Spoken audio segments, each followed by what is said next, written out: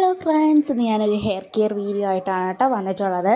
അപ്പം ഞാൻ നിങ്ങൾക്ക് കൂടെ ഒന്ന് പറഞ്ഞു തരാമെന്ന് വിചാരിച്ചത് ഞാനൊരു എക്സ്പെരിമെൻ്റാണ് ഞാൻ ചെയ്യുന്നത്, ഒരു ഹെയർ കെയറിന് വേണ്ടിയിട്ടുള്ളത്. അപ്പം അതിന് വേണ്ടിയിട്ടുള്ള ആദ്യത്തെ ഇൻഗ്രീഡിയൻ്റാണ് പഞ്ചസാര.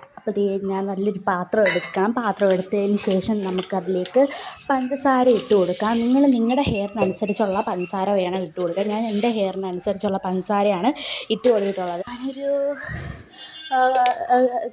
ഞാനൊരു ഏകദേശം ഒരു 3/4 ഭാഗമാണ് ഞാൻ ചേർത്തിട്ടുള്ളത്.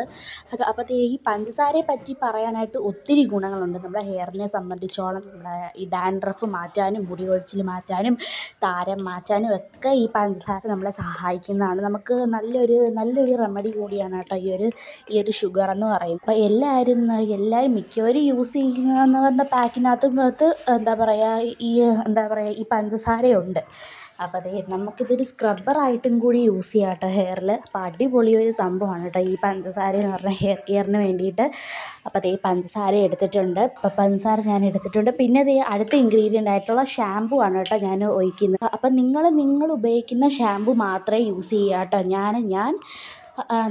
ഞാൻ യൂസ് ചെയ്യുന്ന ഷാമ്പു ആണ് ഞാനിവിടെ ഹെയർ കെയറിനായിട്ട് എടുത്തിട്ടുള്ളത്.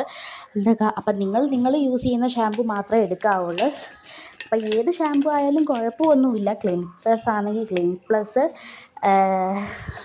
ദീദി ഷാമ്പു ആണെങ്കിൽ ദീദി ഷാമ്പു, അങ്ങനെ എന്ത് ഷാമ്പു വേണമെങ്കിലും എടുക്കാം. നല്ല ചുമന്ന് തുടുത്തിരിക്കുകയാണ് കേട്ടോ. നല്ല ചുമന്ന കളറിലുള്ള ഷാമ്പു ആണ്. എനിക്ക് ഭയങ്കര ഇഷ്ടപ്പെട്ടു കേട്ടോ ഈ കളറ്. ഇപ്പോൾ ചുമപ്പ് കളർ ഇഷ്ടപ്പെട്ടവർ കമൻറ്റ് ചെയ്യുക കേട്ടോ. അപ്പോൾ ഈ ഷാമ്പുവും പഞ്ചസാരയും നല്ല രീതിയിൽ മിക്സ് ആക്കി എടുക്കണം കേട്ടോ. നല്ല രീതിയിൽ ആ ഷാമ്പുവും പഞ്ചസാരയുടെ നല്ല സത്തുകളൊക്കെ ഇറങ്ങി നല്ലൊരു ഹെയർ പാക്കാക്കി കിട്ടണം.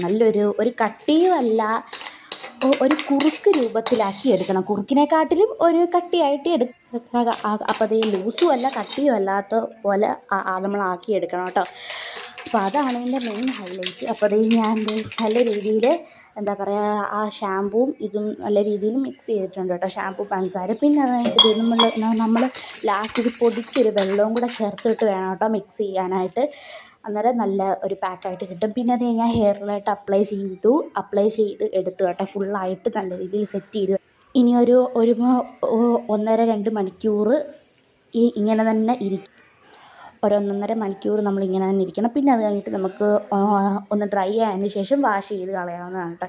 അപ്പോൾ ഞാൻ വാഷ് ചെയ്ത് വന്നിട്ടുണ്ട് കേട്ടോ. വാഷ് ചെയ്ത് വന്നപ്പോഴത്തേക്കിനും ഒരു അത്യാവശ്യം ലുക്ക് കിട്ടിയിട്ടുണ്ട് കേട്ടോ. ഉണങ്ങിയാൽ മാത്രമേ ഇതിൻ്റെ ലുക്ക് കിട്ടത്തുള്ളൂ.